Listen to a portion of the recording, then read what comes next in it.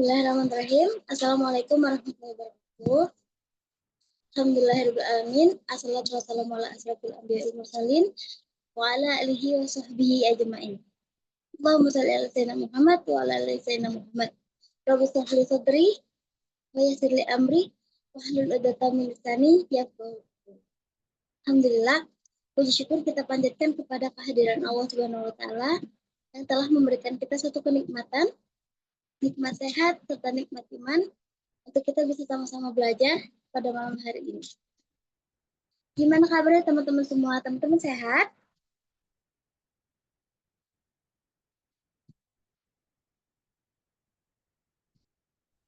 Alhamdulillah sehat, Kak. Masya Allah.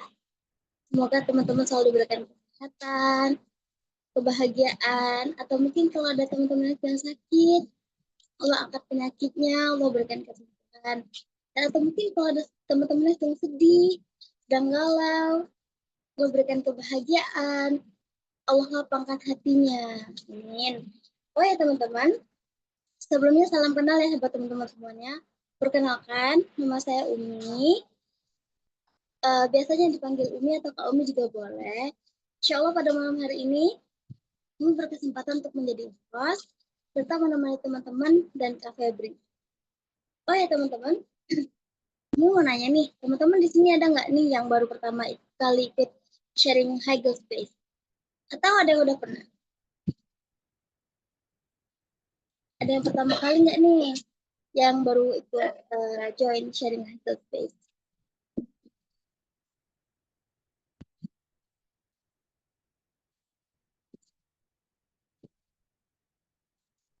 Baru pertama kali sih, Kak. Wah, Masya Allah, salam kenal ya. Dari mana, Iya, Kak? salam kenal ke Umi. Aku dari Pekanbaru, Kak. Masya Allah, jauhnya. Iya. Ini dari mana, Kak, kalau boleh tahu? Apa, Kak? Tahu sharing ini dari mana? Dari TikTok kah? Dari Dari teman? Instagram. Iya, Oh, dari postingannya ini, Kak Sakinah. salam kenal ya, Kak. Salam kenal Kak Umi. Ya, oke. Baik, teman-teman. Sepertinya Kak Febri udah bergabung nih. Halo, Assalamualaikum Kak Febri. Iya, waalaikumsalam. Insya Allah, salam kenal Kak Febri. Gimana kabarnya? Kenal, alhamdulillah. Lagi agak pilek, tapi insya Allah bisa lancar nanti insya Allah. Oke. Oh ya, teman-teman, buat teman-teman yang lagi free nih, boleh banget kalau mau on cam. Karena kan di sini sebenarnya kita perempuan ya. Tapi tetap harus bisa menjaga aurat orang-orang yang di sekitar juga. Baiklah Kak Febri nih, tanpa berlama-lama lagi, mungkin langsung saja nih kepada Kak Febri untuk memberikan materinya. Kepada Kak Febri dengan tempat silakan. Baik, terima kasih Kak Umi untuk membuka acaranya. Sebelumnya tadi saya udah nginfoin ke Kak Sekar, minta tolong dibantu untuk share screen, bisa? Oke.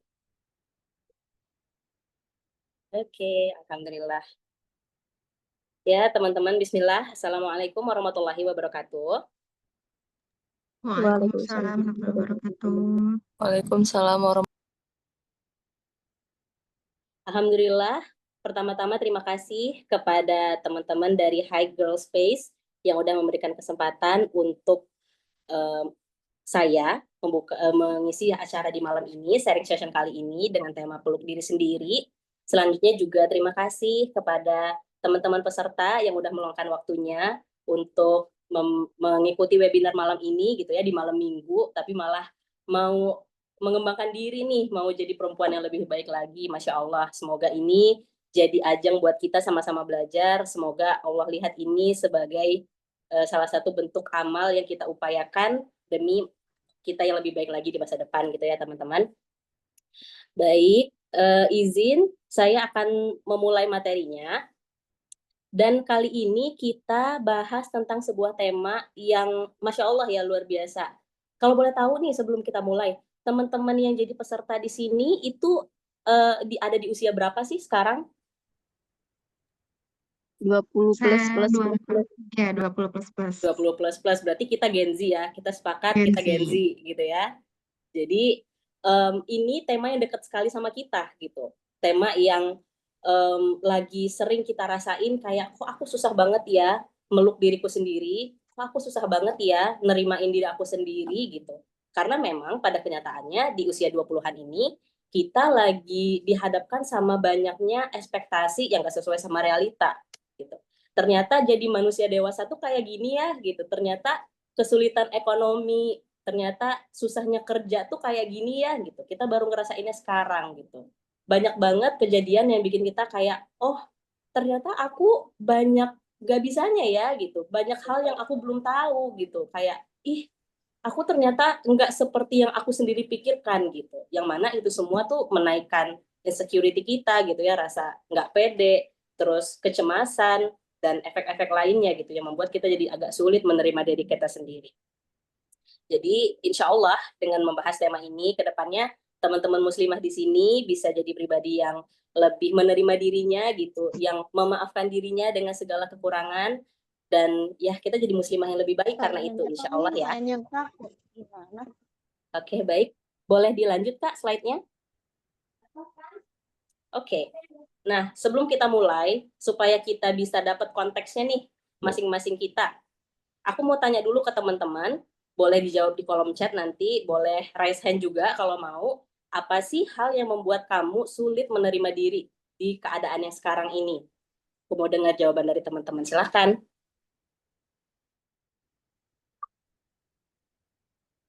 Ayo, ada? Aku bisa cek ini nggak ya?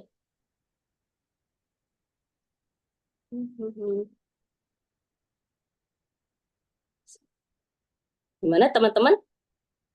Boleh tentang apa aja? Tentang mungkin lagi merasa salah dalam memilih. Memilih apa nih Kak Haris? Pasangan hidup kah? Oke, nggak tahu Kak. Ngerasa selalu kurang aja pendidikan. Oh oke, jadi ngerasa kayak lagi ada ini ya, kok aku kayak sulit sekali dalam pendidikan ini gitu. Kok aku misalnya nggak sepinter orang lain gitu mungkin ya, nggak se-advance orang lain gitu. Orang udah sampai mana, aku masih di sini-sini aja. Mungkin kayak gitu ya. Oke, ada yang lain? Wah, kayak mati rasa Kak, udah dijalin aja gitu. Oke. Jadi kayak ini ya, kayak nggak ada ekspektasi. Ah, udahlah, pokoknya aku jalanin aja apa adanya gitu. Ngerasa apa yang dijalanin kadang nggak sesuai sama sesuatu yang aku impikan. Tentang apa ini? Tentang perasaan kah? Tentang pekerjaan? Atau perkara karakter diri sendiri gitu. Karena kan kadang kita sulit berdamai dengan karakter kita ya. Ternyata aku cengeng ya gitu. Oh, pekerjaan. Oke, boleh, boleh, boleh. Tentang semuanya, Masya Allah. Ini berarti perempuan-perempuan galau ini kita ya. Selalu berespektasi dengan hal apapun. Iya, betul. Aku delete banget sama hal itu. Aku dulu, usia 23, 24 itu perempuan dengan banyak ekspektasi. Yang mana itu bikin capek banget sih sebenarnya. Oke, kita lanjut ya, Kak. Jadi ini nih, memang kalau digariskan secara garis besar, beberapa hal yang bikin kita insecure itu bagi seorang perempuan gitu ya, seorang muslimah, itu ada di 3 poin ini. Yang pertama fisik, kayak kita semakin mendewasa, kita pengen tampil lebih oke gitu ya.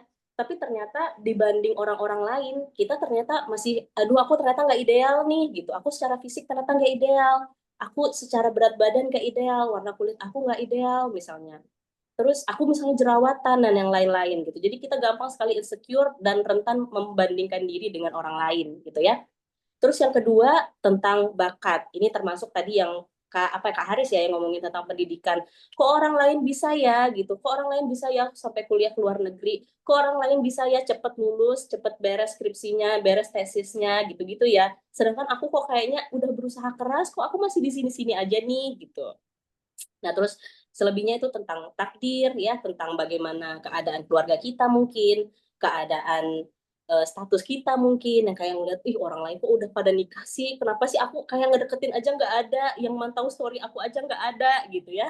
Kayak, kok aku gini-gini aja nih hidupnya. Sehingga muncullah pertanyaan, kok hidup aku nggak seindah hidup orang lain ya gitu.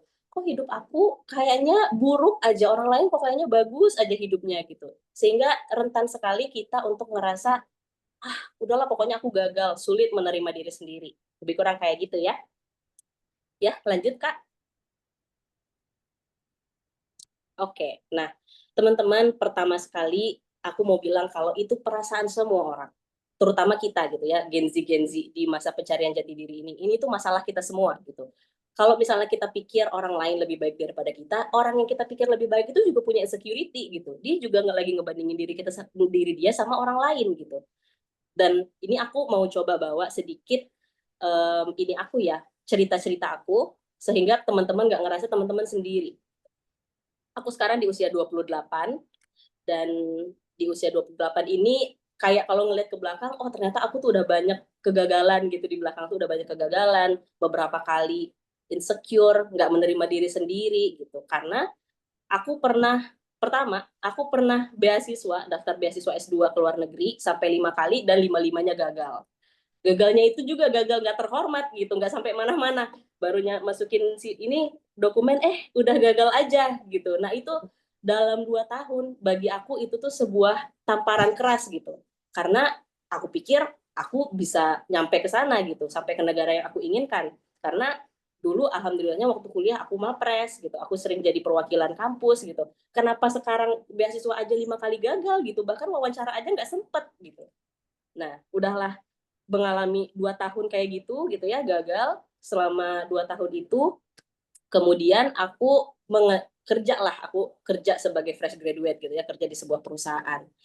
Nah gajinya oke gitu, dan alhamdulillahnya pada masa itu COVID, tapi aku dapat kesempatan untuk kerja gitu dengan gaji yang oke.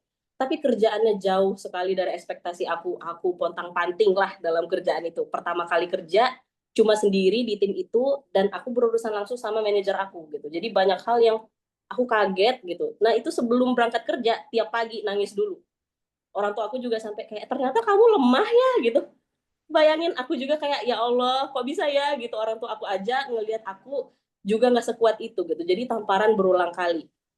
Udah masih dari situ dan aku juga teman-teman, aku tadi lupa ya memperkenalkan diri. Nah jadi aku ini kan pekerjaannya saat ini aku seorang wira swasta, aku punya usaha keluarga ya, usaha keluarga di bidang kuliner. Lalu ini udah pokoknya setelah lulus kuliah sampai sekarang aku masih menjalankan usaha itu. Jadi aku bekerja apapun, ngurus beasiswa, kerja di perusahaan, aku tetap berada di bisnis itu gitu. Nah bertahun-tahun bisnis itu tuh segitu-segitu aja, bahkan ada sempet yang kayak turun gitu. Sempet juga aku ngerasa kayak, kok aku kayak nggak bisa apa-apa ya gitu, kayak ini gagal, ini gagal gitu. Lama tuh aku bisa menerima diri aku sendiri itu butuh bertahun-tahun, butuh 3 tahun kayaknya. Nah keadaan itu membawa aku sampai ke yang namanya quarter life crisis. Nah teman-teman tahu nggak quarter life crisis itu apa? Boleh mau jawab di chat, mau raise hand boleh. Krisis identitas, Kak. Krisis identitas, ya benar. Jadi quarter life crisis itu gampangnya adalah krisis yang kita rasakan di 1/4 tahun kehidupan sebagai manusia.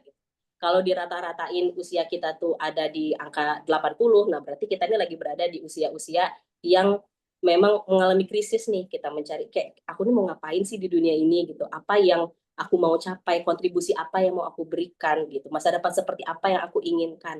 Nah itu kita carinya sekarang gitu. Nah, sebuah pertanyaan itu membuat aku berada di quarter life crisis yang cukup lama. Sampai aku harus ke psikolog beberapa kali, sampai harus ngalamin keadaan-keadaan yang gak enak, harus menyelesaikan masalah dalam diri aku tuh kayak nggak bisa kemana-mana kecuali ke psikolog gitu. Karena waktu itu mungkin juga orang tua aku, karena aku anak pertama, jadi mungkin orang tua aku juga bingung menghadapi anak kok tiba-tiba jadi begini nih gitu, tiba-tiba insecure, tiba-tiba segala macam gitu. Jadi aku konsul ke psikolog gitu ya.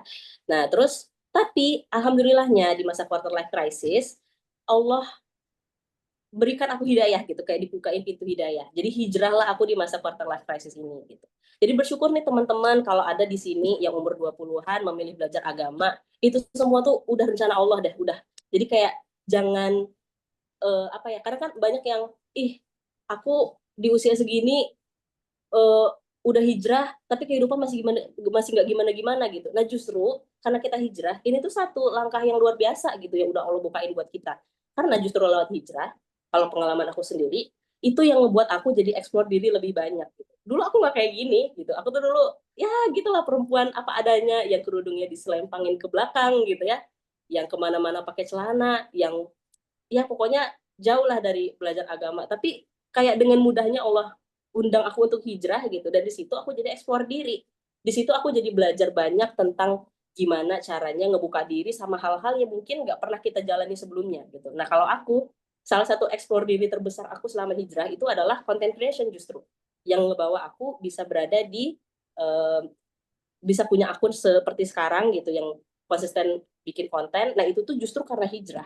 Jadi itu semua juga terjadi karena sepanjang perjalanan aku memilih untuk nggak stagnan gitu, memilih untuk kayak nggak terpuruk sekian lama, tapi terus berjalan kayak kira-kira apa yang bisa aku lakukan terus sampai Allah bawa ke titik hijrah. Nah setelah itu pelan-pelan aku mulai menerima diri. Bahkan di usia 28 ini aku juga kayaknya baru menerima diri mungkin 2 tahun ke belakang gitu, saking banyaknya rentetan kejadian yang bikin nggak nyaman sebelumnya gitu. Nah jadi teman-teman, kalau misalnya sekarang lagi berada di keadaan itu, tenang aja, insya Allah jalan tuh akan selalu terbuka selama kita punya niat untuk perbaikan diri, untuk menerima diri kita sendiri. Nah, boleh Kak dilanjut slide-nya?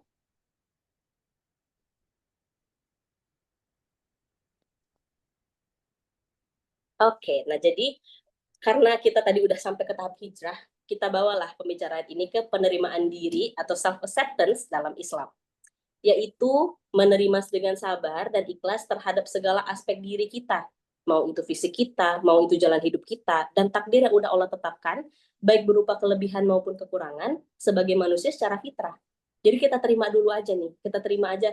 Tadi ada yang bilang kayak, ya udahlah Kak, aku jalanin hidup ini aja apa adanya gitu. Gak apa-apa, insya Allah itu uh, jadi jalan untuk kita justru ketemu sama peluang-peluang yang gak kita duga sekarang gitu. Mungkin di masa depan kita akan ketemu sama peluang.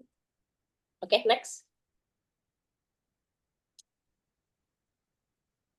Nah, oke teman-teman, di sini aku mau coba breakdown beberapa ayat Al-Quran yang ngejelasin betapa kita nih sebagai manusia berharga, sehingga seharusnya kita nggak berlarut-larut dalam rasa insecure kita gitu ya.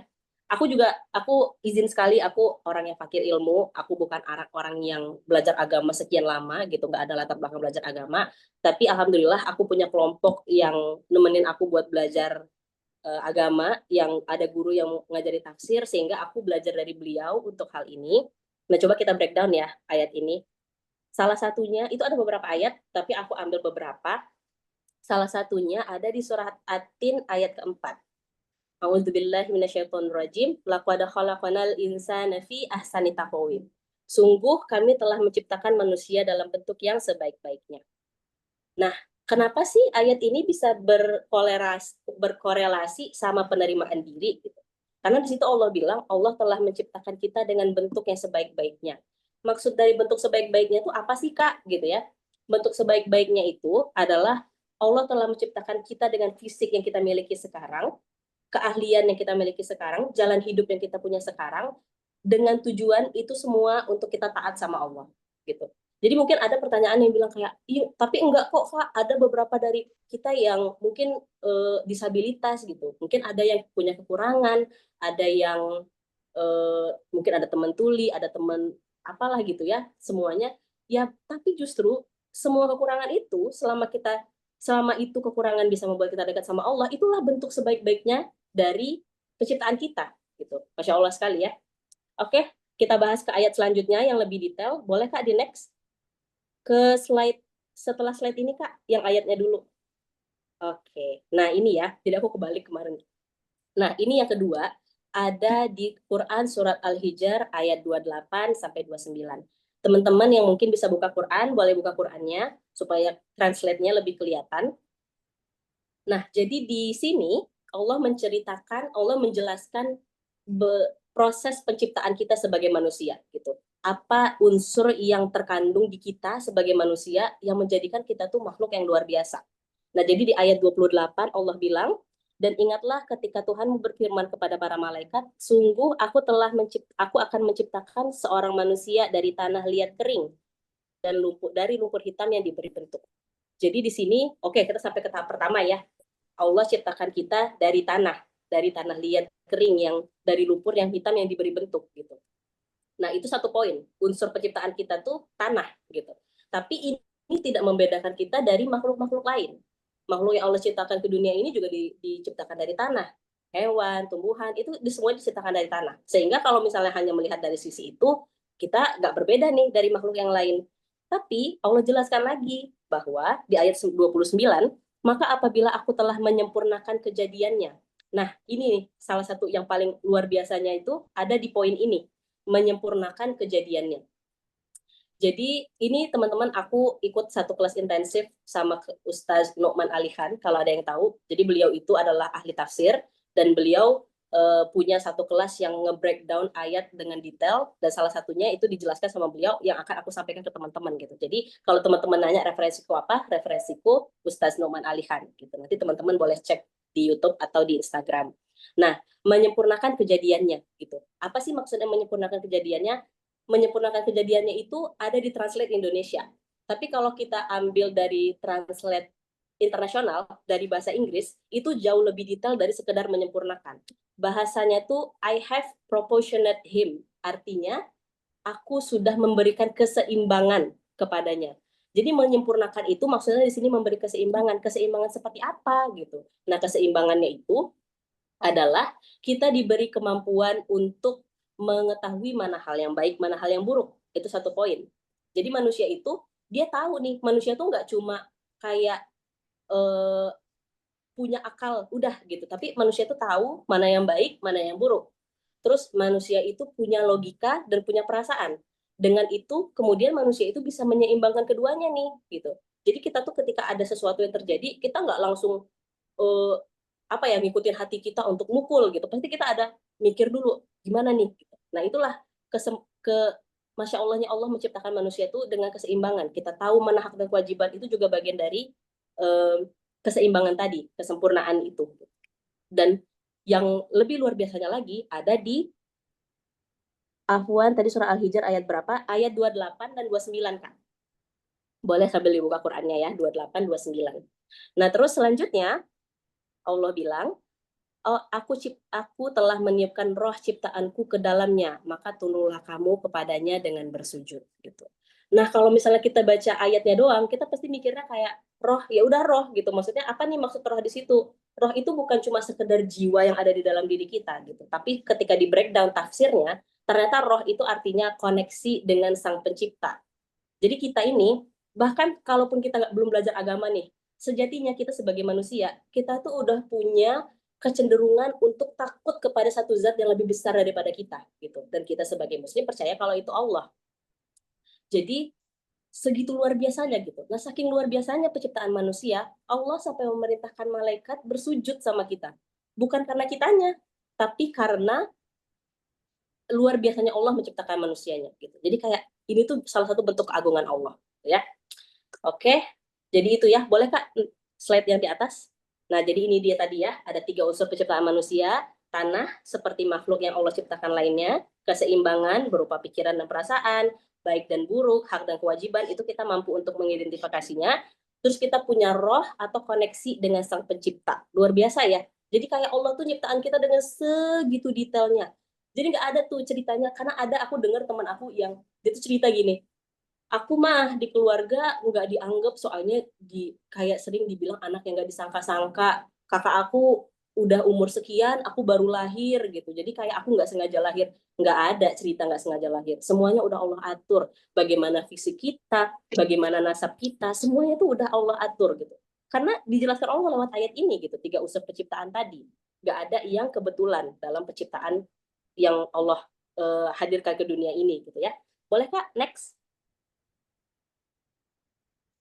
Nah, jadi itu ya teman-teman, kayak kita mungkin sekarang lagi nggak nerima diri kita, tapi ayat ini cukup jadi reminder bahwa kita tuh punya fisik terbaik. Allah udah hadirkan fisik terbaik ke hidup kita.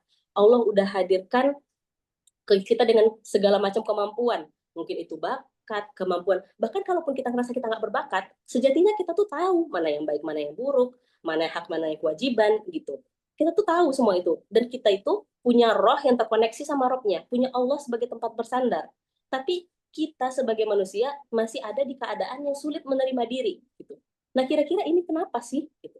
Ternyata jawabannya adalah karena kita yang punya kekurangan ini terlalu fokus sama kekurangan kita sampai ngebuka pintu buat setan menghasut kita dan membuat kita jadi lupa betapa berharganya kita sebagai manusia. Kebayang nggak sih? Jadi ini bukan karena kita sendiri gitu. Karena kan kita pikir kayak ini mungkin karena aku aja kali, karena aku aja kali. Iya gitu. Tapi itu semua itu sebenarnya tuh dihasut sama setan kita tuh gitu. Karena dia kan dari awal malaikat kan Allah suruh malaikat untuk bersujud kepada manusia gitu karena agungnya ciptaan Allah gitu.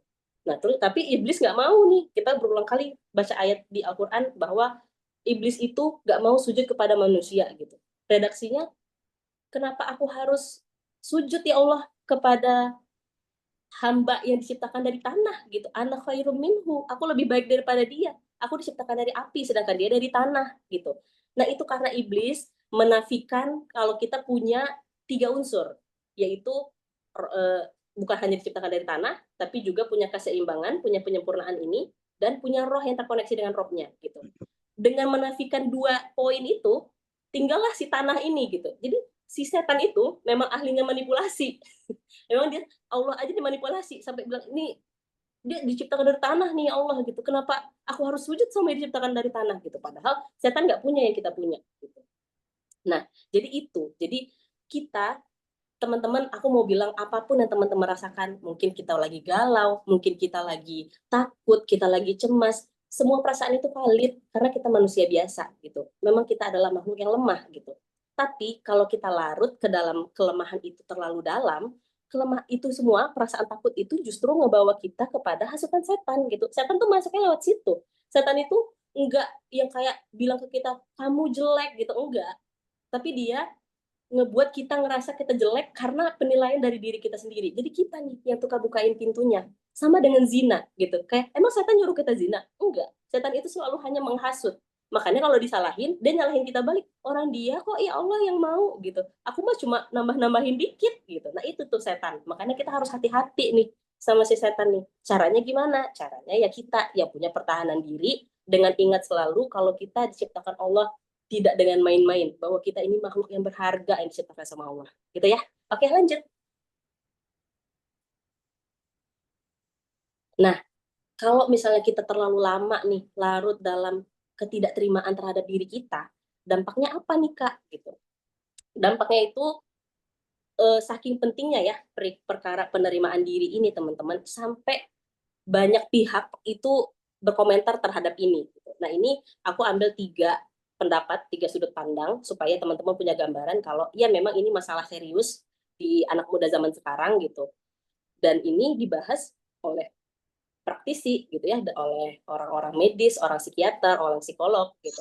Terus juga oleh akademisi, oleh para penulis gitu ya, para dosen dan lain-lain, juga para imam-imam kita di masa lalu. Oke, kita ambil salah satu contohnya kalau dari jurnal penelitian itu ada di Chen et al. Cambridge University Press tahun 2023. Jadi hasil penelitian dari jurnal ini menunjukkan kalau rendahnya penerimaan diri kita itu berdampak langsung terhadap kecenderungan membandingkan diri, depresi, dan kecemasan.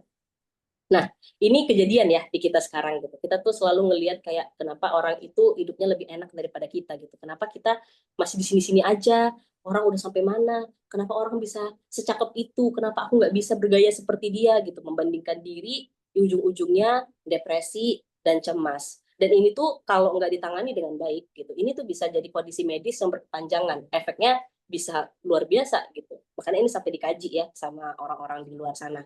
Terus yang selanjutnya ada pendapat dari seorang akademisi dari Amerika, namanya Brené Brown. Jadi beliau ini adalah akademisi yang fokus meneliti banyak hal tentang karakter manusia. Dan beliau juga nulis banyak buku. Salah satunya The Gifts of Imperfection.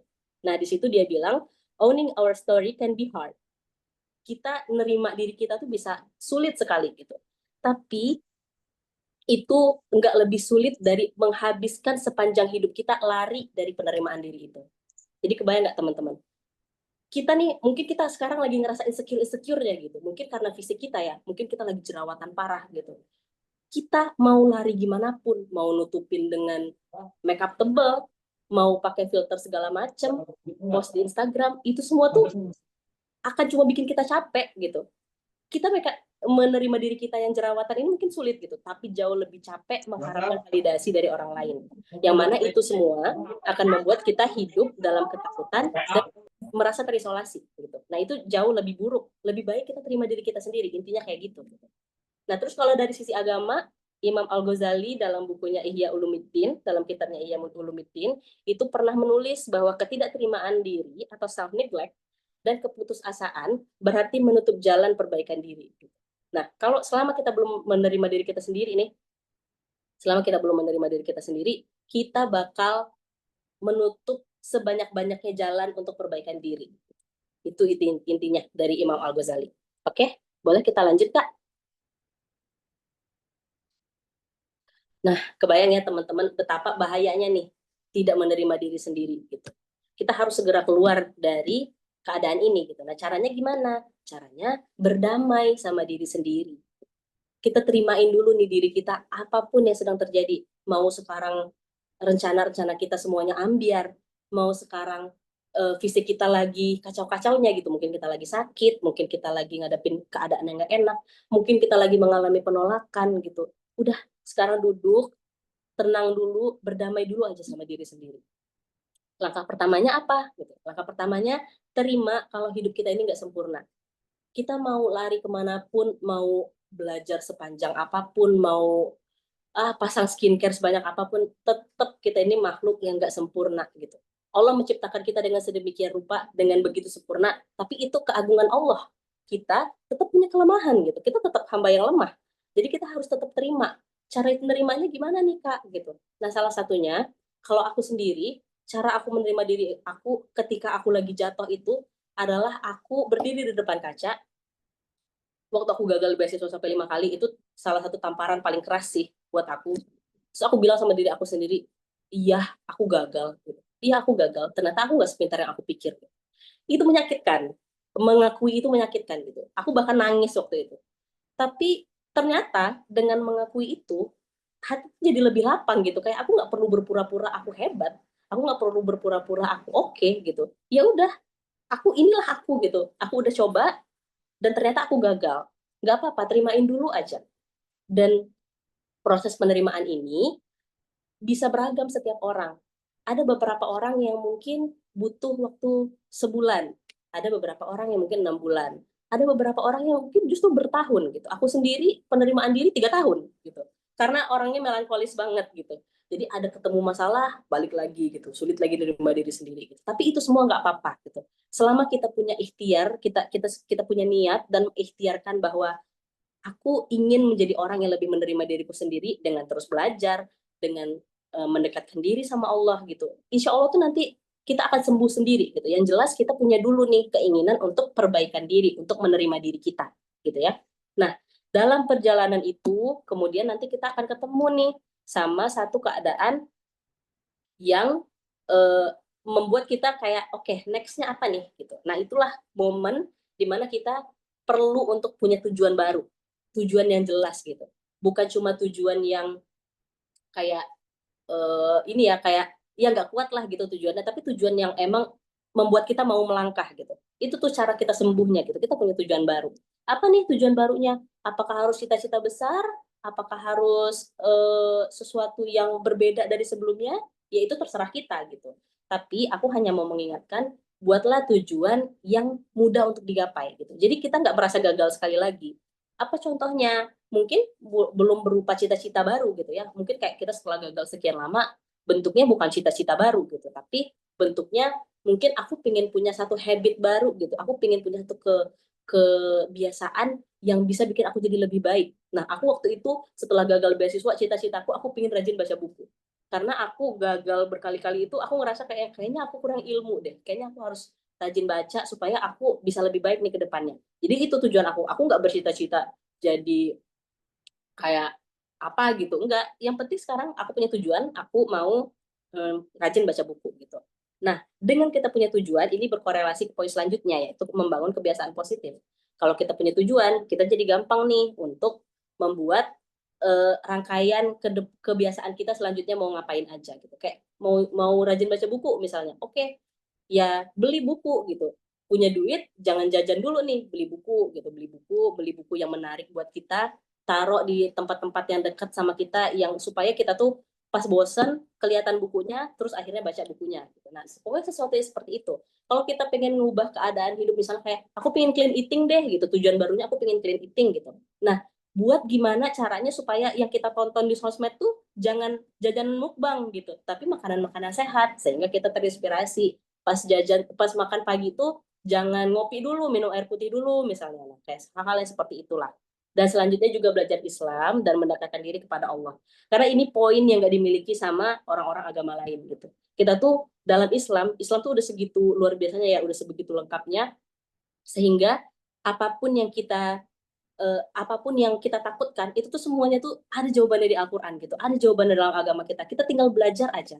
Dari situ nanti kita sadar kalau oh iya aku hamba dan aku punya Rob gitu yang mengatur segala kehidupan aku. Jadi aku nggak perlu khawatir gitu. Semuanya bisa berjalan dengan baik. Nah, kemudian kita gampang lah berdamai dengan diri sendiri insya Allah. Oke, lanjut Kak. Oke, nah selanjutnya apa nih Kak? Ada tips nggak gitu untuk ningkatin rasa percaya diri, untuk ningkatin rasa sayang sama diri sendiri gitu, untuk ningkatin value kita? Ada banyak banget.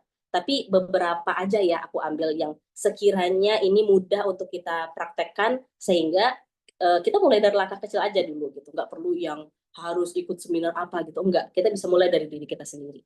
Caranya gimana? Salah satunya dengan journaling, dengan menulis. Karena percaya atau enggak, menulis itu udah terbukti jadi salah satu mediasi yang paling baik untuk kita menguraikan pikiran kita gitu. Karena kadang kita tuh battle tuh bukan sama siapa-siapa. Kita tuh berkecamuk tuh bukan sama siapa-siapa, tapi sama diri kita sendiri gitu. Nah, dengan kita journaling, dengan kita menulis di jurnal, itu kita bakal mudah untuk mengetahui kita tuh yang kita rasain apa gitu. Kita bisa nanya ke diri kita bisa tulis kayak yang ternyata sekarang aku lagi ketakutan gitu, sekarang aku lagi cemas dan segala macam. Setelah menulis itu, kita kemudian bakal lega. Nah, itu penting sekali menulis. Coba aja nulis. Mau mulai dari notes HP boleh, mau beli jurnal yang bagus sekalian boleh banget. Yang penting coba latihan untuk mengeluarkan emosi kita secara sehat lewat menulis.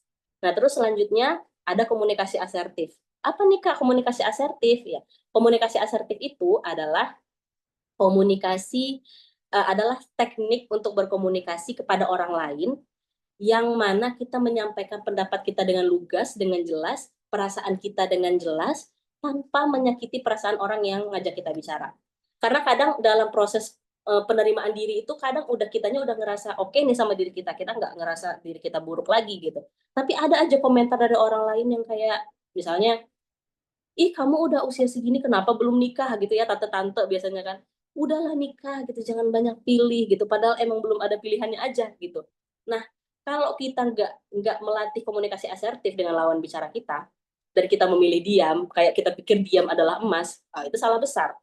Karena itu yang bakal mengembalikan kita ke keadaan yang sulit menerima diri kita tadi gitu. Dengan kita latihan komunikasi asertif, dengan menjelaskan kepada si tante, oh iya tante, bukan aku nggak mau, tapi ya emang sekarang belum ada yang datang, tante bisa nggak bantu nyariin, kalau ada kenalin dong tante gitu. Hal-hal kayak gitu tuh mesti dilatih gitu. Kita jangan mau kalah sama lawan bicara kita, tapi kita juga menghargai dia gitu. Nah, itulah pentingnya komunikasi asertif. Kita makhluk sosial, kita tetap berhubungan sama siapapun gitu. Dalam proses pencarian jati diri, ada-ada aja nih gangguannya, biasanya dari orang lain gitu. Nah, komunikasi asertif inilah yang bakal ngebantu kita sebagai pertahanan diri, bentuk bahwa kita sayang sama diri kita sendiri gitu. Nah, terus selanjutnya terus perbaiki diri, jangan capek belajar, ada kesempatan webinar gas, ada kesempatan baca buku gas, ada kesempatan buat datang ke kajian ustadz yang selama ini kita dengar di YouTube gas gitu. Jadi kayak jangan ngerasa cepet cukup gitu. Aku udah baca buku, udahlah cukup, nggak perlulah kayaknya dengerin kajian, mending santai gitu. Jangan punya mentalitas kayak gitu ya teman-teman. Muslimah itu harus rajin belajar gitu. Rajin belajarnya bisa terserah lah, mau baca buku, mau webinar, mau apapun gitu. Tapi selalu ada keinginan untuk perbaikan diri gitu. Tahu nih kita masih kurang ilmu ini, tambah lagi, tambah lagi, tambah lagi. Gitu ya. Nah, terus tingkatkan terus hubungan sama Allah karena Allah yang bakal bantu kita keluar dari insecurity itu gitu. Allah yang bakal bantu kita untuk merasa lebih baik gitu. Jadi terus tingkatkan hubungan kita sama Allah gitu ya. Berdoa terus sama Allah, curhat sama Allah, curhat, bahkan latih nih komunikasi asertif sama Allah nih. Apa yang kita tulis di jurnal, curhatin lagi sama Allah gitu. Jadi kita bukan cuma cerita ke diri kita sendiri, tapi juga cerita sama Allah gitu. Nah, Allah tuh adalah zat yang nggak mungkin nolak cerita kita, nggak akan memperbaiki ke cerita kita gitu. Mungkin sekarang trennya kita chat sama chat GPT gitu ya, kayak aku lagi ngerasa gini gini gini gini. Katanya kan chat GPT adalah ini ya sarana yang baik untuk curhat karena dia tidak melawan kita gitu. Tapi jauh lebih baik cerita sama Allah gitu. Allah bukan cuma nggak ngelawan kita, Allah kabulin doa kita gitu. Jauh lebih baik sama Allah, udah curhat sama Allah aja lah gitu ya. Oke, lanjut. Dan terus salah satu poin paling penting juga, tingkatkan iman, terus kuatkan doa, dan beradalah dalam komunitas yang punya value sama dengan kita, sehingga itu bakal membantu kita untuk menerima diri sendiri dan bertumbuh jadi muslimah yang lebih baik.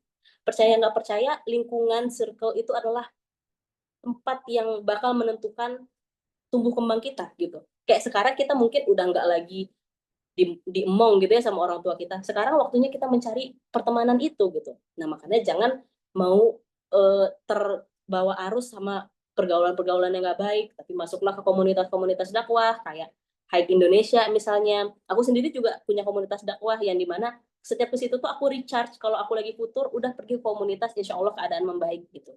Nah, ini penting banget nih buat kita sebagai muslimah ada di poin ini. Oke, lanjut. Alhamdulillah kita udah sampai ke kesimpulan. Jadi yang pertama, kita mungkin nggak menerima diri sendiri, tapi Allah udah ciptakan kita dengan aspek yang nggak dimiliki oleh makhluk lain, dan kita punya kemampuan untuk memimpin diri kita sendiri dan bergerak ke arah yang lebih baik. Jadi kalau sekarang kita ngerasa lemah, kalau sekarang kita ngerasa putus asa, ingat selalu kalau Allah tuh udah menciptakan kita dengan sebaik-baik bentuk. Bahwa Allah tuh udah menciptakan kita dengan sedemikian rupa. Sampai malaikat aja disuruh sujud gitu. Nah, jadi ketika ada masalah, jangan lupakan yang tadi gitu. Ingat aja terus kalau aku berharga, aku berharga. Gitu. Allah udah menciptakan aku dengan sedemikian rupa. Dan terus, poin selanjutnya, tidak menerima diri sama dengan menutup pintu pengembangan diri. Kayak mau kita baca sebanyak apapun buku, mau kita berada di komunitas dakwah, tapi kalau saat ada masalah kita masih nyalahin diri kita sendiri berlebihan, udah pintu-pintu itu ketutup semua. Gak peduli betapa banyak ilmu yang udah kita punya, udah berapa banyak koneksi-koneksi luar biasa yang kita punya, semuanya ketutup kalau kita kembali lagi tidak menerima diri sendiri. Dan Islam sudah begitu sempurna sehingga untuk menerima dan berdamai dengan diri sendiri pun itu tuh bagian dari hal yang udah diatur sama Allah gitu. Bahkan dengan kita berdamai dengan diri sendiri, itu adalah salah satu langkah untuk menjadi muslimah yang lebih baik. Oke, dah kita masuk ke tahap terakhir. Ini ada pesan dari guru aku, dari guru aku. Wow, pede sekali. Tapi benar aku ngikutin kelas intensif Ustaz Numan Ali Khan. Jadi walaupun aku baru sekali bertemu dengan beliau, tapi aku ngerasa bahwa beliau adalah orang yang sangat menginfluence aku gitu, sangat menjadi guru. Dan ada satu acara yang kemarin baru hangat baru-baru ini, itu acara, dan ini menurut aku cocok banget buat kita dengerin sekarang gitu sebagai orang-orang yang mau berdamai dengan diri sendiri. Kata beliau, berhenti bilang kamu nggak tahu harus ngelakuin apa dalam hidupmu. Berhenti untuk ngerasa nggak bisa apa-apa. Berhenti untuk ngerasa rendah diri gitu. Karena Allah udah berikan kita nih manusia kemampuan untuk mengambil keputusan sendiri, memecahkan masalah, mencari jawaban atas pertanyaan tentang hidup kita. Kita tuh diberi segitu banyak kemampuan dan berarti itu tuh kita tuh berharga gitu. Jadi bangkitlah. Jangan mau berada di keadaan tidak menerima diri sendiri terlalu lama. Dan yang terakhir, aku juga punya pesan kepada teman-teman di slide selanjutnya, Kak. Nah, ini pesan dari aku, muslimah kita itu tuh tonggak peradaban. Karena semua keilmuan orang yang masih bayi itu, yang kecil, itu dimulai dari kita. Gitu. Kita adalah pendidik, pengasuh, dan pemengaruh sejak pertama kali, gitu. Terutama di keluarga.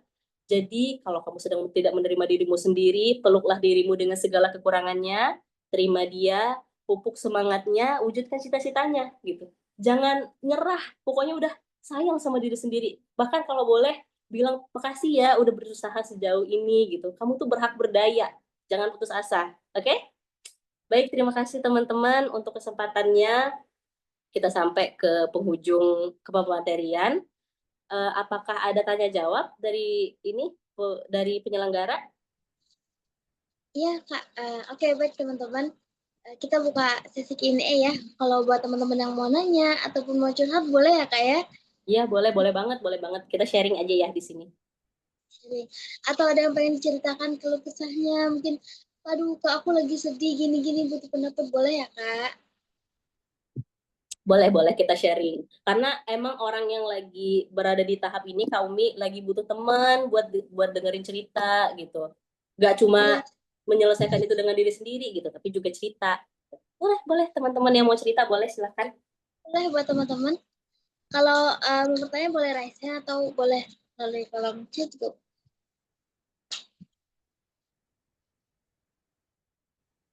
Oke, Kak, mungkin kalau sambil nunggu teman-teman ya, ini nanya nih, boleh nanya nggak nih? Mendahului ya. Iya boleh banget. Oke, jadi gini Kak, bagaimana sih menurut tanggapan Kakak nih?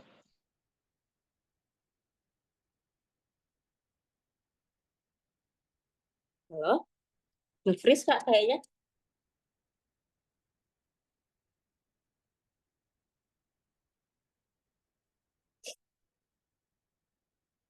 Halo.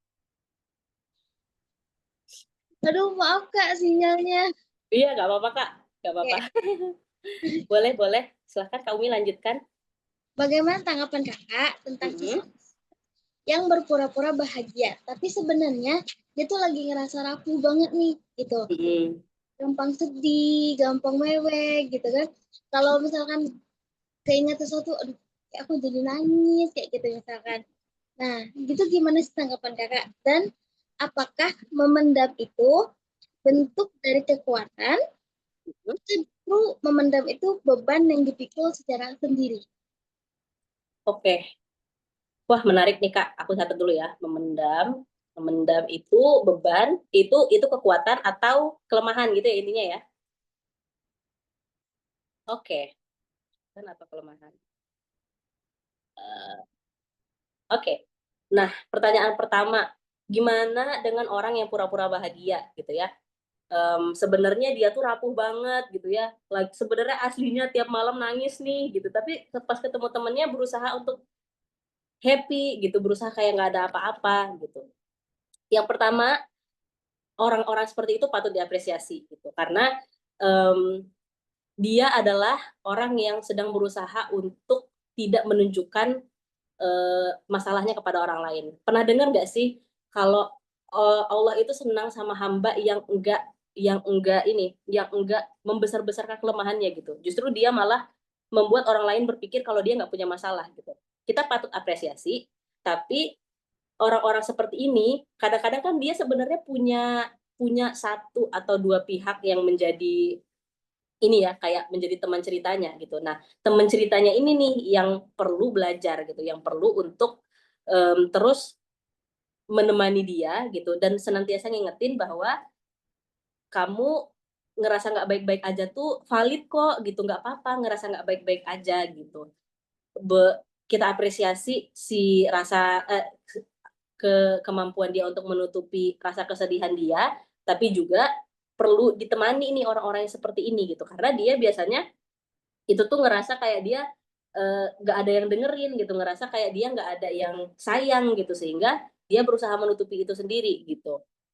Jadi kalau kamu adalah orang yang seperti itu, pertama-tama itu valid gitu ya, kamu mau merasa sedih valid, kamu luar biasa udah mampu untuk menutupi itu dengan keceriaan gitu. Tapi jangan dipendem. Caranya gimana? Ya caranya itu tadi latihan untuk journaling gitu ya, menguraikan perasaan kita gitu. Lalu latihan juga untuk komunikasi asertif. Kadang mungkin dia berusaha pura-pura bahagia itu karena ada tekanan dari orang lain nih Kak Umi, misalnya kayak ada ibunya misalnya kayak kamu mah nangis terus gitu, jadi dia mau nggak mau bertahan nih dengan cara pura-pura bahagia padahal dia sedih gitu. Nah, itu latihan untuk komunikasi asertif supaya pihak-pihak yang memerlukan yang perlu memahami dia itu tuh paham gitu. Jadi kita juga sebagai orang yang lagi punya masalah perlu cerdas gitu ya menghadapi masalah kita. Terus yang selanjutnya ya cerita sama Allah gitu. Cerita sama Allah, insya Allah nanti Allah pertemukan dengan orang-orang baik. Nah, terus yang memendam tadi ya Kak, memendam itu kekuatan atau kelemahan. Kalau menurut aku pribadi, memendam itu lebih ke negatif sih. Jadi kalau aku nggak bisa bilang itu kekuatan atau kelemahan, tapi itu nggak baik, apalagi untuk jangka panjang gitu. Mungkin kita akan memendam dalam beberapa kasus, mungkin kayak eh, kita berusaha untuk meredam amarah kita, jadi kita memendam itu gitu. Tapi tetap harus dirilis dengan cara yang sehat gitu. Gimana caranya? Ya, kita mungkin menyampaikan kepada orangnya dengan bahasa yang lugas gitu, atau kita kita misalnya meminta bantuan dari orang lain gitu, karena kadang kan misalnya nih kita dituduh di inilah difitnah gitu ya sama orang. Nah, kita nggak boleh memendam itu sendiri gitu, karena kalau misalnya kita pendam, orang semakin menekan kita, kita malah semakin terpojok gitu. Kita tidak memendam itu dalam rangka untuk mempertahankan diri kita, justru itu adalah sebuah ikhtiar gitu, ikhtiar sabar.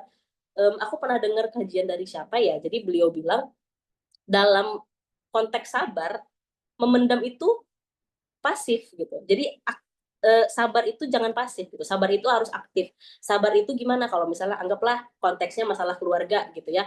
Kayak ditekan terus misalnya sama keluarga, sama orang tua karena belum nikah misalnya. Nah, ini Kak Tiara bilang aku sering mendam karena aku tipikalnya melankolis. Aku juga melankolis, Kak. Aku dulu juga mendem. Jadi kayak ada apa-apa tuh kayaknya aku mending gak cerita.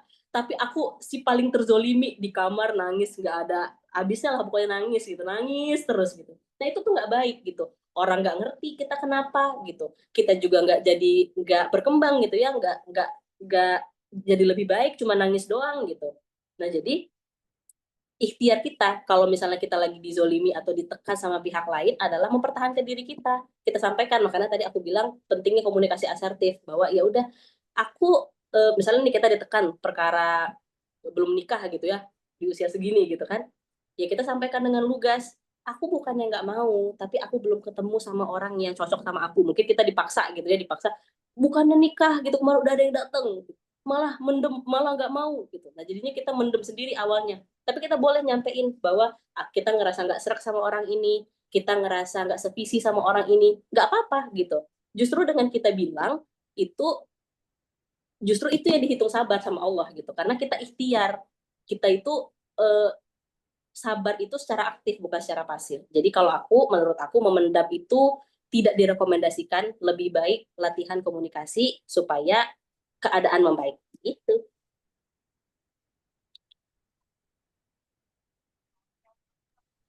Aku izin minum ya, soalnya batuk. Ya nih, benar banget. Tapi kadang nih ya Kak, kadang kita tuh ngerasa nggak sadar gitu loh. Kayak dari Hmm. apa yang di diri kita tuh tiba-tiba ditahan aja sendiri kita di dalam hati. Iya, iya bener sih Kak. Aku juga kayak gitu. Kadang walaupun aku ngomong kayak gini nih, dalam prakteknya kadang juga ada hal-hal yang aku masih pendem gitu. Tapi biasanya karena aku baca banyak hal tentang komunikasi asertif gitu ya. Ini masalah aku sekian lama. Jadi seperti yang aku bilang sama Kak Tiara tadi, aku juga dulu orangnya mendem, semuanya dipendem sendiri gitu. Jadi yang ada nangis aja sendiri gitu, nggak bisa apa-apa gitu kan. Sampai aku ketemu satu tulisan tentang komunikasi asertif, bahwa kita tuh berhak untuk menyampaikan apa yang kita rasakan gitu, tapi tidak dengan menekan orang lain gitu. Jadi kita ditekan nih, tapi kita mengembalikannya tuh dengan respect gitu, kayak yang mohon maaf ya, ini ya maksud aku gitu, ini loh alasan aku gitu. Kalaupun sekarang kita memendam itu, kayak misalnya Kak Umi lagi ngadepin keadaan yang memaksa Kak Umi untuk memendam itu, mungkin karena menjaga perasaan, mungkin karena kalau misalnya kita lawan orang tua kita jadi sakit, kadang ada kayak gitu kan misalnya ya. Nah, jadi kita boleh pendem, tapi ketika kita ketemu sama momen yang enak untuk ngobrol sama orang tua kita, mungkin kita lagi jalan bareng sama orang tua kita, lagi suasana enak gitu, kita tuh boleh pelan-pelan nyampein, aku dan orang tua aku tuh sempet punya masalah komunikasi asertif ini sekian lama gitu. Jadi ibu aku tuh sering banget kayak ngerasa aku begini, tapi aku nggak komunikasiin, terus aku sedih sendiri, terus ibu aku semakin menekan aku karena aku sedih gitu. Nah, setelah aku latihan komunikasi asertif, walaupun aku ngomongnya gemeteran nih sama ibu aku gitu, karena aku ngerasa kayak ini loh maksud aku selama ini nggak di ngertiin gitu. Tapi alhamdulillahnya ibu aku jadi paham. Malah ibu aku kayak, ya udah maaf ya karena dulu ibu nggak ngerti kalau kamu seperti ini gitu. Makanya kita perlu latihan gitu. Mendem itu nggak bawa kita kemana-mana gitu. Yang ada malah bisa sakit. Malah aku punya temen ya, kalau sakit, kalau mendem, kebanyakan pikiran, vertigo. Aduh, capek banget. Pusing, Kak. Jadi mending ceritain aja ya. Boleh? Selanjutkan, Kak Umi.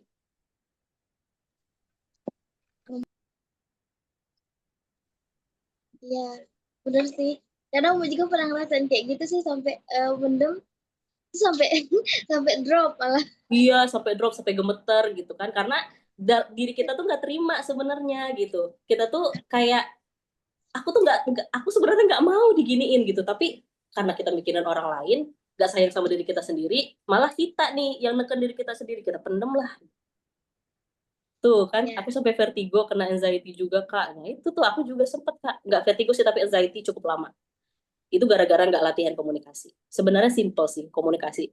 Walaupun eh, apa ya, menakutkan, jujur menakutkan sih. Pertama kali coba untuk menyampaikan apa yang aku rasain tuh takut gitu, takut di apa ya, dibales gitu, takut nanti jadi dimarahin, malah takut digampar gitu, padahal nggak ada, itu semua cuma di pikiran kita cuma di pikiran kita. Malah justru aku nggak nyangka dengan mampu mengkomunikasikan itu, malah orang lain tuh jadi lebih lembut ke kita gitu, kayak oh sudut pandang kamu kayak gitu aku baru tahu, maaf ya gitu. Itu jadi dikomunikasikan aja. Siapapun kakak-kakak di sini yang mungkin punya masalah terhadap itu, yang memendam perasaan, selagi bisa disampaikan dengan cara sebaik-baiknya, kalau perlu ditulis dulu biar nggak belibet, tulis dulu aja, aku ini yang aku dulu awal ini, maaf ya, aduh sangat oversharing tapi nggak apa-apa.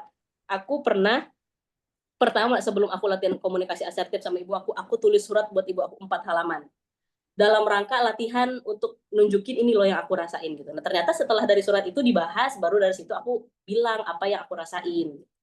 Jadi dimulai aja, ditulis sendiri dulu boleh, nggak apa-apa, supaya kita terbiasa. oke, ini ada pertanyaan lagi nih Kak dari Ya boleh. Astuti. Mm-mm. Caranya keluar dan menemukan kebahagiaan dunia akhirat yang sudah kita usahakan. Minta tolong dan berdoa kepada Allah Subhanahu wa taala terus Kak. Boleh? Kak Febri. Mm-mm. Bagaimana caranya keluar dan bentar ya, aku baca lagi. Bagaimana caranya keluar dan menemukan kebahagiaan dunia akhirat yang sudah kita usahakan. Minta tolong dan berdoa terus ke Allah, Kak. Gitu kali maksudnya ya.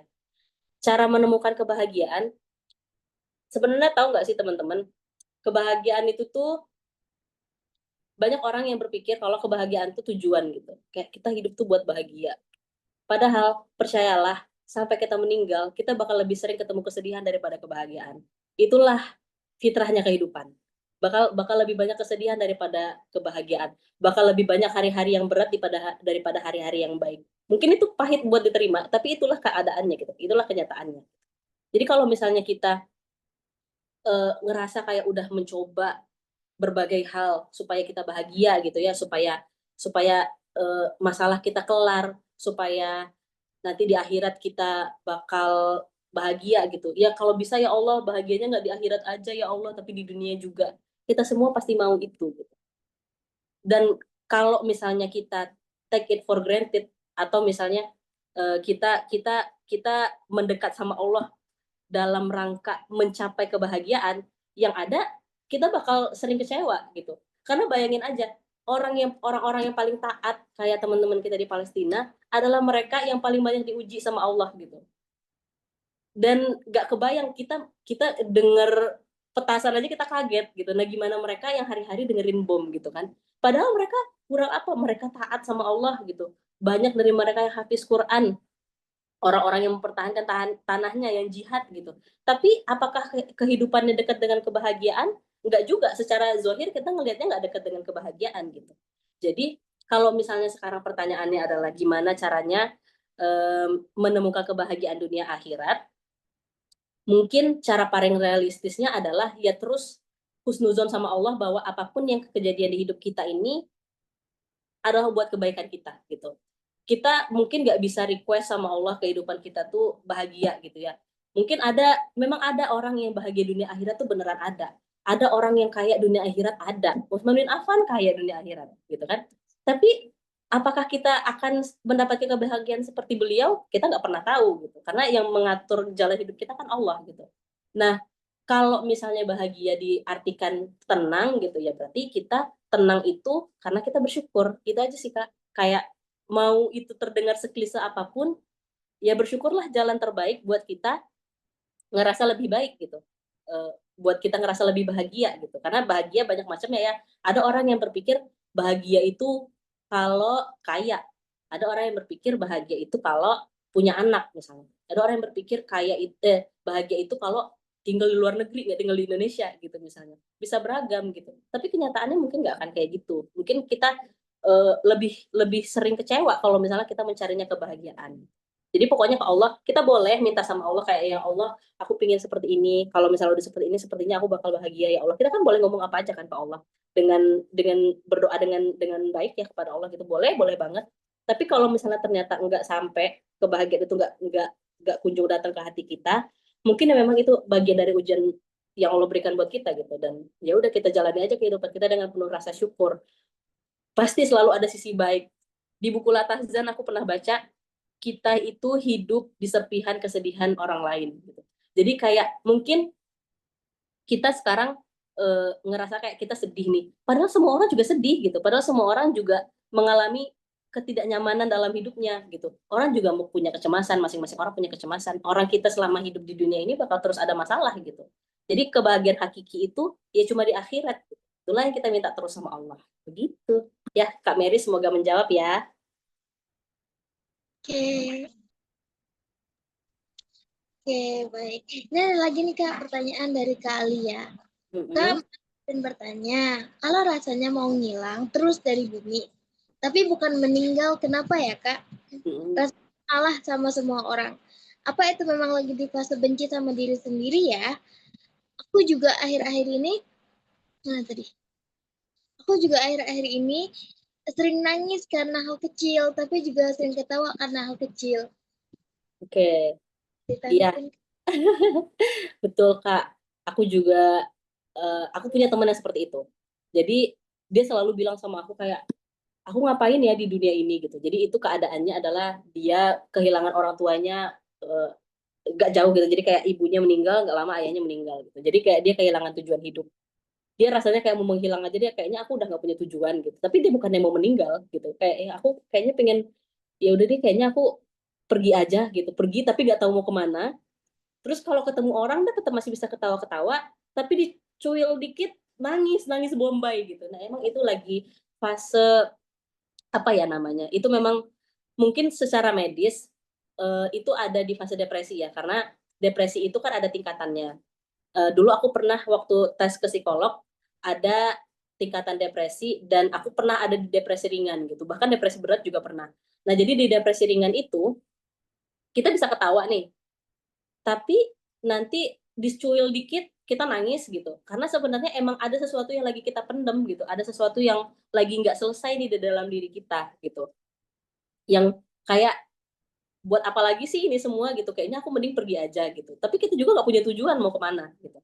Nah, solusinya kalau misalnya lagi ada di fase itu gitu ya, ini mungkin bisa jadi salah ya teman-teman, boleh nanti dicari tahu lagi gitu. Benci ke diri sendiri apa enggak? Bisa jadi mungkin kita sedang benci ke diri kita sendiri karena perasaan itu kan nggak bisa dijudge ya. Kita bisa ngerasa sayang banget sama diri kita bisa ngerasa benci sama diri kita bisa ngerasa marah sama diri kita, dan nggak ada orang yang boleh kayak nggak boleh gitu gitu lah, kan kita yang punya perasaan ini gitu. Jadi nggak apa-apa kalau kita memang lagi dalam fase itu, mungkin memang itulah adanya. Tapi kalau kakak ingin memperbaiki diri, kakak mungkin butuh bantuan medis gitu. Karena yang kayak gitu mungkin kakak butuh terapi-terapi tertentu gitu. Dan kalau misalnya banyak orang tuh yang aku masih sering dengar kayak takut aku psikolog nanti gimana-gimana gitu. Padahal enggak kok, kalau ke psikolog bahkan kalau kita pakai BPJS bisa gratis. Kalau vaskes kita memadai ya, itu bisa pakai BPJS kalau kita takut biayanya mahal. Terus kalau misalnya takut mahal juga, aku dulu sering konsultasi online lewat platform kayak Halo Dokter, Halodoc. Nah, itu ada tuh konsul sama psikolog. Walaupun memang terbatas ya, kalau nggak salah 40.000 untuk 1 jam, tapi dari situ beliau-beliau itu udah cukup memberikan diagnosa terhadap kita lagi di fase ini, ya hal yang kita bisa lakukan ini gitu. Nah itu kita bisa ikhtiarkan kalau kakak sekiranya mau mengikhtiarkan hal itu. Jadi kayak gitu sih kak. Jangan lama-lama ya. Semoga kakak cepat sembuh dari perasaan ini ya. Karena nggak enak banget lama-lama jadi punya 2 topeng gitu. Kayak ketawa, nangis, capek banget. Ya Allah, semangat ya buat kakaknya. Iya, Karena udah sama. sama, ya kan benar sama kayak Kak Febri tadi.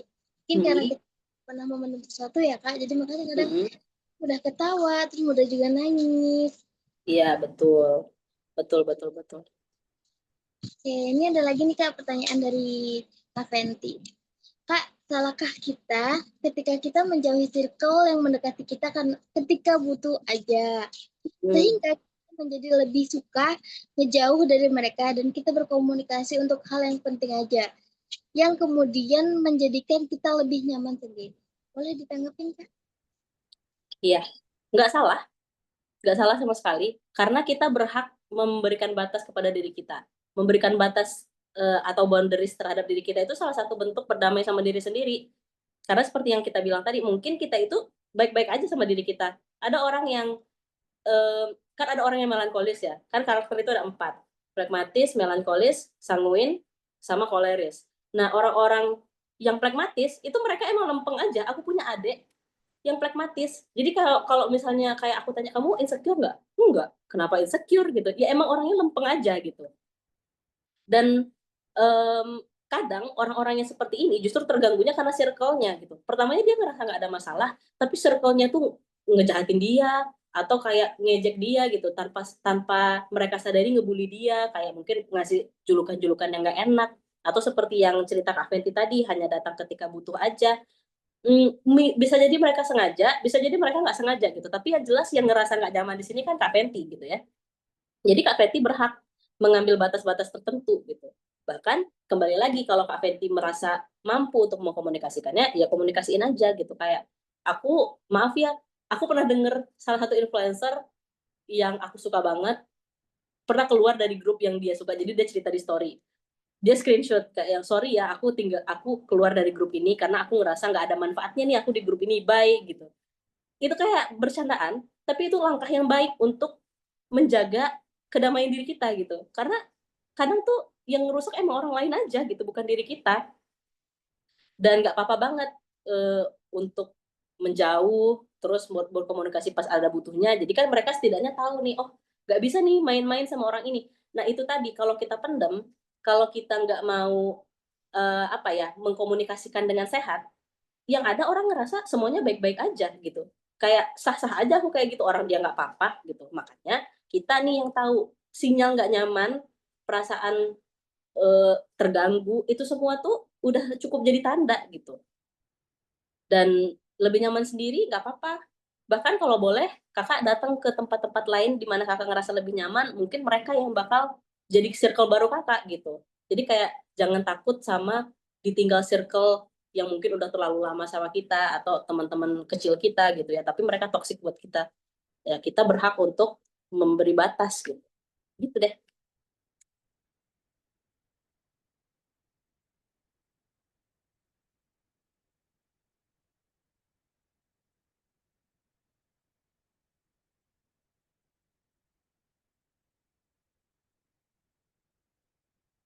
Cek. Oh, sinyal Kak Umi kayaknya ya.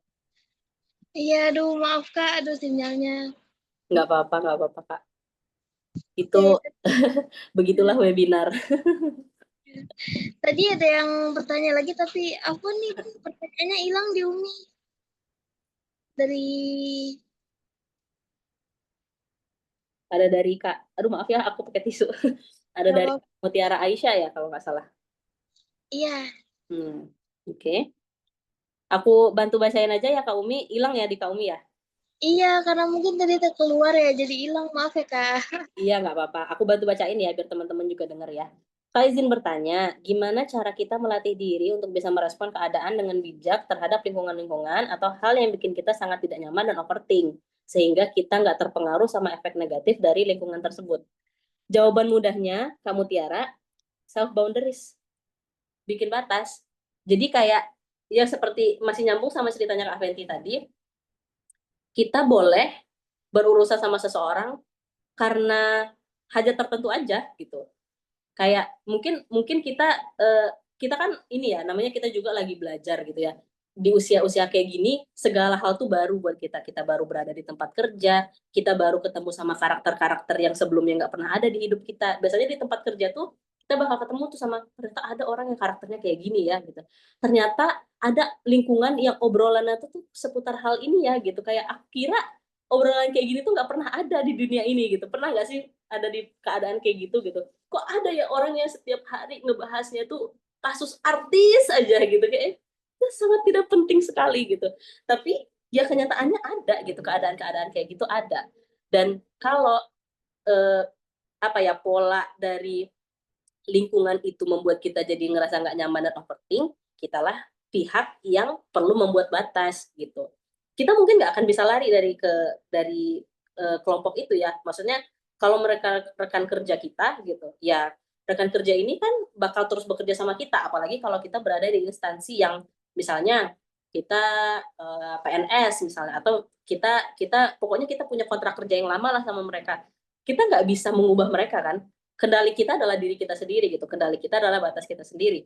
Jadi boleh dibatas dengan berteman sama mereka, berurusan sama mereka sejauh kebutuhan aja gitu. Terus cari circle-circle lain di mana kita bisa mendiskusikan hal itu gitu. Karena kadang kan kita kebingungan kan. Kita tuh bukannya nggak bisa menghadapi situasi itu, kita cuma kebingungan aja, kita kaget sama lingkungan baru ini gitu. Nah, boleh cerita sama orang-orang yang lebih berpengalaman misalnya, yang udah melalui fase-fase itu ya, sekiranya udah melalui fase-fase itu. Mungkin orang yang udah lama berada di udah lama kerja gitu, atau orang yang misalnya kayak fase nggak nyamannya ada di keluarga gitu, ya orang yang udah berkeluarga, tanya sama orang-orang yang sekiranya punya jawaban atas itu gitu. Dan efek-efek negatifnya, selagi kita punya circle yang nyaman, selagi kita punya circle di tempat di mana kita bisa bisa jadi diri kita sendiri, insya Allah nggak akan bertahan lama gitu. Kalau ada kebiasaan-kebiasaan buruk dari circle itu yang kita mau nggak mau ikutan, ya kita dengan bijak aja. Kadang-kadang ada keadaan di mana kita tuh nggak bisa nolak gitu. Kayak kita terpaksa, misalnya mereka udah terbiasa jajan di McD, sedangkan kita tahu nih nggak boleh jajan di McD. Tapi kita kan kalau misalnya dengan tegas bilang, ibu nggak boleh jajan di McD, kita kan anak baru gitu, misalnya ya keadaannya kayak gitu. Gimana caranya? Oke, kita ikut ke McD, tapi kita nggak pesen gitu. Bahkan kalau ada kesempatan kita bilang, ini produk yang terafiliasi misalnya gitu ya, keadaan-keadaan seperti itulah. Sekali lagi tetap butuh latihan, bakal gemeter, bakal takut, bahkan mungkin belibet, nangis, nggak apa-apa gitu. Tapi kita sangat penting untuk latih komunikasi, apa yang ada di pikiran kita. Lebih kurang.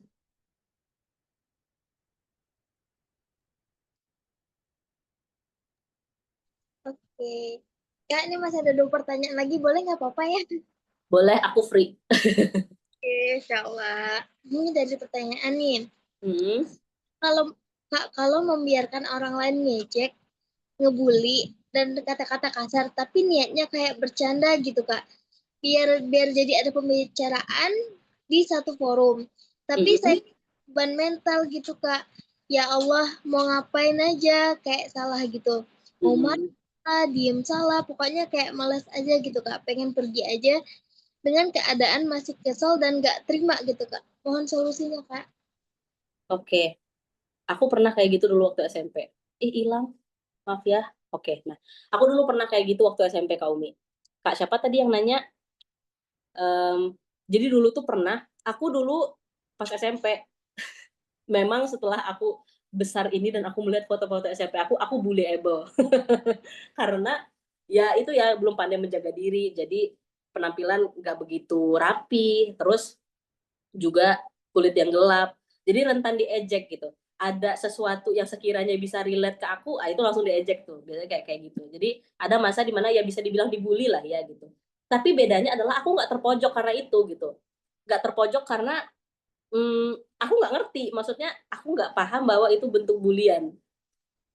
Tapi kalau ternyata kita sadar nih bahwa itu adalah bentuk ejekan buat kita, ya kita berhak untuk menjauh dari circle itu gitu. Dan ini solusi yang dari tadi aku bilang, komunikasiin gitu.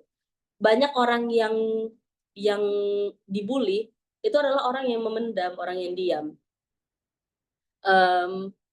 Dan kadang gimana ya, keadaannya cukup dilema. Orang-orang yang memendam itu kadang bukan karena dia nggak mau ini ya, bukan karena dianya gitu, tapi karena emang pola asuhnya tidak pernah memberikan dia ruang untuk bicara gitu. Jadi ketika dia dihadapkan sama keadaan-keadaan yang nggak nyaman, ya dia jadi berpikir kalau dia harus harus memendam itu sendiri gitu, karena nggak ada tempat cerita nih gitu. Tapi sekarang kita udah di usia 20-an ini, kita udah mulai dewasa, tuh. Kita perlu untuk belajar gimana caranya mempertahankan diri gitu. Dan kalau misalnya kita mengkomunikasikan ini pun akan ditertawakan, setidaknya kita udah komunikasikan gitu. Dan kalau kita punya kesempatan untuk bisa keluar dari circle itu, keluar aja. Aku kalau misalnya ngelihat ini ya, banyak kan dokumenter tentang orang-orang yang dibully gitu. Nah, cara mereka keluar dari itu semua adalah dengan menjawab apa yang dibilang ke mereka. Jadi kayak yang, gitu, misalnya kayak yang dasar gendut, misalnya gitu. Emang gendut, terus kenapa? Gitu. Nah, hal-hal kayak gitu tuh dilatih aja, jadi dibalikin aja omongan mereka. Karena orang biasanya cenderung menekan kita karena kita nggak pernah melawan, karena kita nggak pernah mau apa ya, kita nggak pernah ada penolakan nih gitu, seakan-akan mereka dapat afirmasi aja kalau ya udah boleh kok, ejek aja terus gitu, karena nggak pernah kita lawan gitu. Bahkan ya Kak, kalaupun kita terlihat konyol karena kita melawan, itu jauh lebih baik daripada kita memendam itu sendiri gitu. Lama hilangnya apalagi kalau kita sadar bahwa itu dibully gitu, nanti kita kayak ada apa-apa mau ketemu circle baru, bukannya happy malah takut duluan, gimana kalau aku dibully lagi, karena kita nggak pernah berusaha untuk keluar dari hal-hal itu gitu. Jadi kalau pesan aku, lagi dikomunikasiin, kalau mereka kasar, kasarin balik setimpal gitu. Jadi kalau misalnya mereka bilang, ada dulu orang, Agim pernah bilang gini, kalau misalnya ada yang bilang kamu monyet gitu, terus kita bilang aja bukan gitu, jadi intinya dijawab, jangan diem aja gitu. Dah emang kita bukan monyet gitu, dah emang kita bukan jelek, kenapa kita harus menerima itu gitu, kita terima, kita balikin aja ke mereka, kenapa kamu bilang aku jelek misalnya, kenapa, oke aku gendut terus kenapa gitu. Nah hal-hal kayak gitu dilatih gitu, walaupun mungkin akan butuh pembiasaan dan bakal nggak nyaman gitu, ya nggak apa-apa, dilatih aja. Dan lagi kalau memungkinkan untuk ditinggalkan circle-nya, tinggalin aja. Mereka nggak deserve pertemanan gitu, berarti mereka ya nggak pantas ditemenin aja, berarti tinggalin aja gitu. Daripada kita yang kebeban sendiri gitu, kan kita kayak masalah hidup udah banyak, jangan ditambah-tambah sama tekanan dari orang lain yang nggak perlu gitu kan, gitu. Jadi pertahankan diri kita sendiri, sayangi diri kita sendiri. Insyaallah. Nah, people pleasure Kak, ini kakak yang nanya tadi ya? Iya, ini ada pertanyaan. Oh iya, People pleasure itu oh enggak sih, bukan. Oh ya udah, nggak apa-apa karena aku kebaca, jadi aku bahas sedikit ya. People pleasure itu cap yang kita buat ke diri kita sendiri. Aku people pleasure orangnya gitu. Padahal kita boleh kok nggak people pleasure setiap saat gitu. Ya kita misalnya people pleasure ke orang tua kita, ya nggak apa-apa gitu. Tapi kalau misalnya ke semua orang, tentu itu nggak sehat. Tentu itu hal yang harus kita perbaiki gitu. Dan nggak akan ada orang lain yang bantu kita Kak dalam hal ini gitu. Mau kita ketemu sama circle baru pun bukan berarti kita kayak di film-film, jadi ada yang ngelindungin kita, jadi ada yang ngelabrak mereka. Itu semua yang terjadi di film-film. Pada kenyataannya semua orang sibuk dengan urusan masing-masing gitu. Jadi cuma kita nih yang bisa mempertahankan diri kita sendiri. Makanya itu kita perlu menerima diri kita, bahwa kita ingat aja ayat tadi, kalau Allah bilang kita itu sedemikian rupa loh penciptaan kita tuh, sebaik-baik bentuk gitu. Kalau ada yang ngejek, ya berarti mereka ngejek Allah kan. Kita nggak rela nih ada orang yang ngejek Allah gitu, ngejek ciptaan Allah, makanya kita lawan mereka. Itu. Jadi people pleasure itu Sama kayak diagnosa-diagnosa lainnya, jangan digede-gedein Kak. Kalau kita gede-gedein, kita jadi terperangkap dalam itu gitu. Kalau kita nggak mau keluar dari keadaan itu ya akan selamanya jadi people pleasure itu kemudian jadi identitas kita gitu. Padahal itu semua selalu bisa dihilangkan gitu.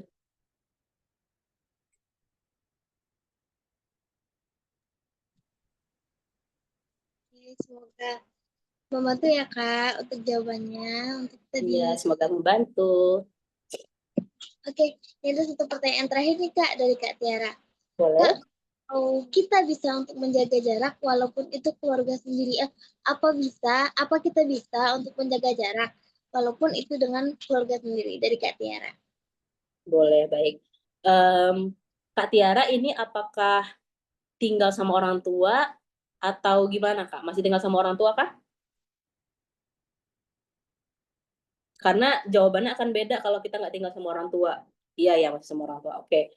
Ini masalah yang banyak dihadapi sama anak-anak yang masih tinggal sama orang tua. Karena kan semakin kita mendewasa, semakin tua lah orang tua kita gitu. Dan orang tua itu, kita orang timur ya, jadi orang tua kita tuh tidak bisa dielakkan punya ekspektasi terhadap kita gitu. Orang tua kita, orang tua orang-orang timur itu berharap anaknya bisa membawa kehidupan yang lebih baik buat dia di masa depan gitu. Dan itu kejadian di banyak orang. Jadi wajar ketika ada banyak orang yang pengen punya jarak sama keluarganya gitu. Capek ditagihin, misalnya dimintain uang sama orang tuanya, padahal dia juga lagi berusaha keras gitu. Misalnya untuk kebutuhan hari-hari aja udah pas-pasan, tapi diminta lagi untuk sesuatu yang nggak penting gitu. Atau misalnya kayak ada tekanan-tekanan status karena misalnya belum menikah atau nggak dapat kerjaan yang oke dari dibanding sama teman-teman kita yang lain gitu. Dan itu toksik sekali kan, sangat disayangkan. Padahal keluarga itu harusnya jadi rumah, tapi justru banyak orang yang terkungkung di rumahnya sendiri gitu karena ekspektasi. Keluarga itu punya ekspektasi lebih terhadap kita.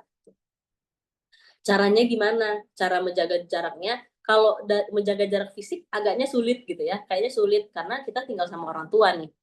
Tapi menjaga jaraknya itu bisa dengan punya hal-hal yang kita keep untuk diri kita sendiri.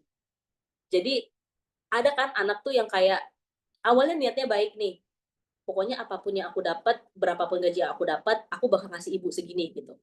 Tapi qadarullah ternyata ibu minta lagi gitu, dan kita terpaksa mengeluarkan biaya-biaya yang tadinya kita mau peruntukkan untuk diri kita, untuk kebutuhan kita, untuk keinginan kita. Mungkin kita lagi pengen beli sesuatu yang udah lama kita impikan, kita udah kerja nih, tapi nggak kesampaian karena orang tua kita berharap kita ngasih lebih banyak lagi gitu. Nah, kalau dalam hal ini, teman-teman tuh boleh untuk memberi batas seberapa teman-teman kasih tanpa mengurangi hak teman-teman gitu. Jadi misalnya nih, tadinya niatnya mau ngasih semua, tapi setelah dihitung-hitung diri kita sendiri itu butuh sekian gitu. Ya kita keluarkan dulu untuk kita karena kita juga berhak untuk itu gitu kan, kita yang sudah bekerja gitu. Itu bukan tanda kita nggak sayang sama orang tua kita. Justru kita sayang sama orang tua kita karena kita nggak memberikan segala hal yang mereka mau setiap waktu gitu. Karena orang kalau misalnya dikasih segalanya, ya dia bakal minta lagi dan nggak akan pernah puas gitu. Ini ada satu, teman-teman tahu Teh Kotok nggak? Teh Kotok ini kan animasi di YouTube ya. Jadi dia sering bawa kasus-kasus real kehidupan dalam bentuk kartun. Nah, jadi ada nih kasus yang lebih kurang sama kayak gitu. Bahwa orang tuanya itu selalu berharap anaknya ini bisa ngasih apa aja. Tadinya orang tuanya cuma minta buat ya udah bayarin sewa rumah ibu gitu. Lama-lama beliin ibu motor, lama-lama ini gitu. Dan ibunya tuh sayangnya ya seperti itu gitu. Dia jadi lupa bahwa anaknya juga butuh untuk menghidupi dirinya sendiri gitu. Nah, jawaban dari temennya si Tekotok itu, sayang kita sama orang tua kita tuh adalah dengan memberikan sekeperluan mereka gitu.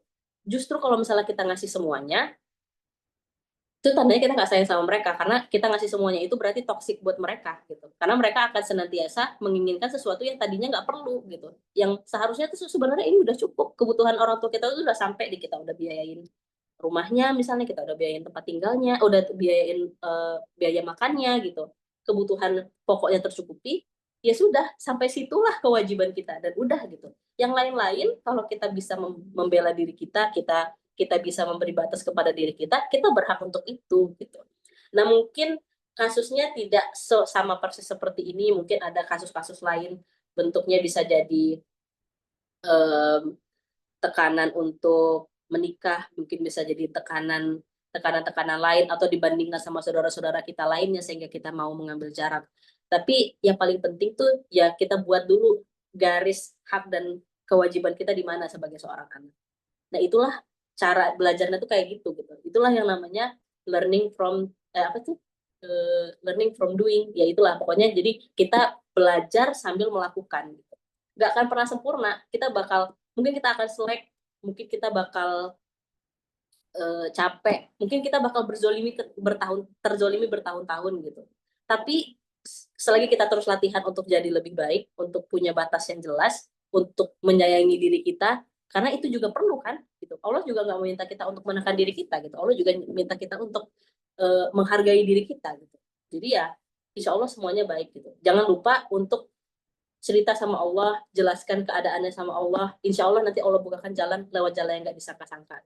Apalagi kalau kita udah berusaha memberikan yang terbaik ke keluarga kita, udah berusaha bicara dengan santun gitu, udah berusaha berbakti semampu kita, ya udah nanti udahlah itu urusan Allah gitu. Nggak semua hal tuh bisa kita selesaikan dengan diri kita sendiri gitu. Kita butuh Allah untuk menyelesaikan masalah kita gitu.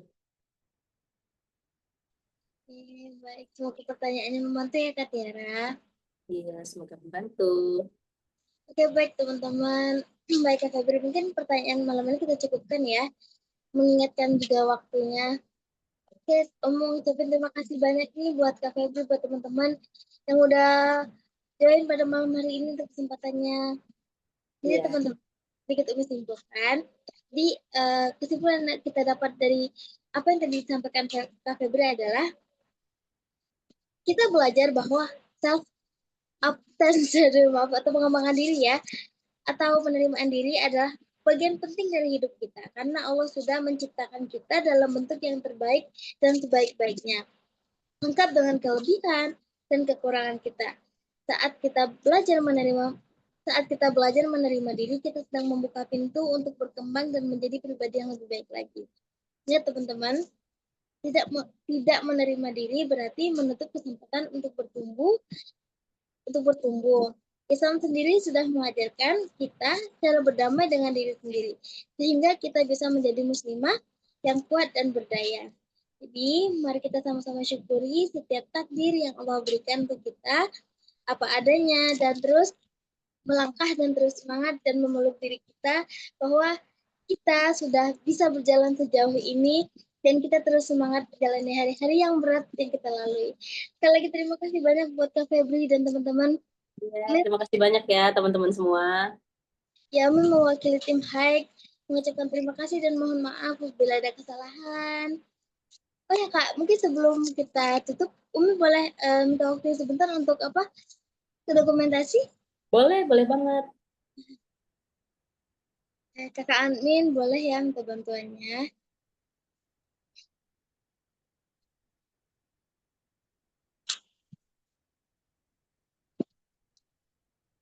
Oke. 1, 2, 3. Oke, sekali lagi. Bebas deh. 1.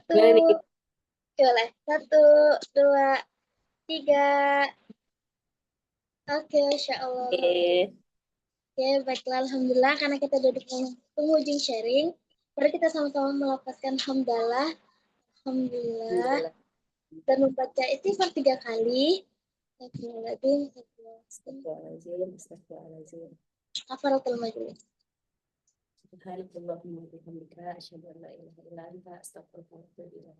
Alhamdulillah, terima kasih sekali lagi, terima kasih banyak untuk Kak Febri dan buat teman-teman yang lainnya yang sudah stay dari awal sampai akhir. Jazakumullah khair. Wahir.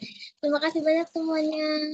Dan oh ya buat teman-teman, Umi mau sedikit reminder, kalau di grup Hagel Space itu kita ada agenda untuk di hari Selasa, itu kita ada agenda kuis, dan untuk di hari Rabu ada agenda Q&A juga buat teman-teman yang pengen cerita atau boleh curhat boleh. Dan di Kamis malam Ahad, salah, Kamis malam Jumat maksudnya. kita ada Al-Kahfian bareng-bareng teman-teman. Kita bersama-sama baca Al-Kahfi dan di Jumatnya kita juga ada reminder Selasa Jumat. Baiklah, sekali lagi terima kasih banyak ya teman-teman semuanya. Kak Febri, terima kasih. Umi akhiri dengan wabillahi taufiq wal hidayah. Wassalamualaikum warahmatullahi wabarakatuh. Waalaikumsalam warahmatullahi Waalaikumsalam warahmatullahi wabarakatuh. wabarakatuh. Terima kasih Kak Umi, terima kasih Kak Febri. semuanya. Terima kasih. Selamat istirahat guys. Terima kasih semuanya.